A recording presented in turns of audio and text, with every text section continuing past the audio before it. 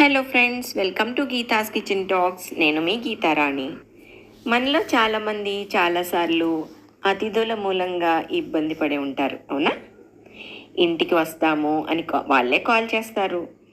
అలా చేసి చెప్తే మనం ఊరికే ఉంటామా?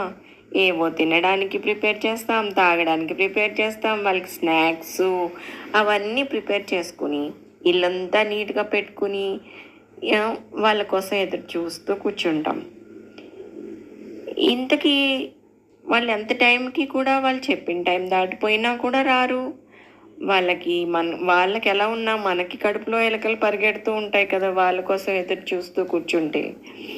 సరే పోనీలే అని ఒకసారి కాల్ చేస్తాం, ఇంకా స్టార్ట్ అవ్వలేదా అని.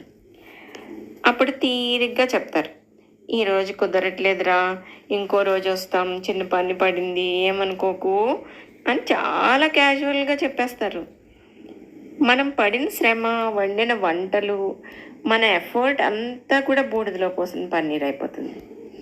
అసలు కనీసం వాళ్ళు రాము కుదరదు అనుకున్న వెంటనే మనకి ఇన్ఫామ్ చేయాలని కూడా అనిపించదా ఏంటి? ఎదుటివారి ఇబ్బంది అర్థం చేసుకోరేంటో. నాకు అర్థం కానిది ఏంటంటే, మనం ఏమైనా ఖాళీగా ఎవరు కాల్ చేసి వస్తానంటారా అన్నీ చేసి వాళ్ళని సంతృప్తిగా పంపిద్దాం అనుకోవడం.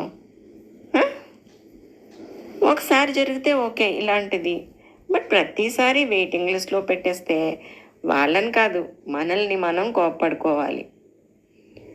ఇంకోసారి వస్తా అంటే లైట్ తీసుకోవాలి, బట్ కోపం తీరలేదనుకోండి, అవునా ఇంకోసారి కలుద్దాంలే, ఈరోజు రేపు చాలా బిజీగా ఉంటాయి, నాకు చాలా పనులు ఉన్నాయి అని ఒక మాట అనేసి తప్పించుకోండి.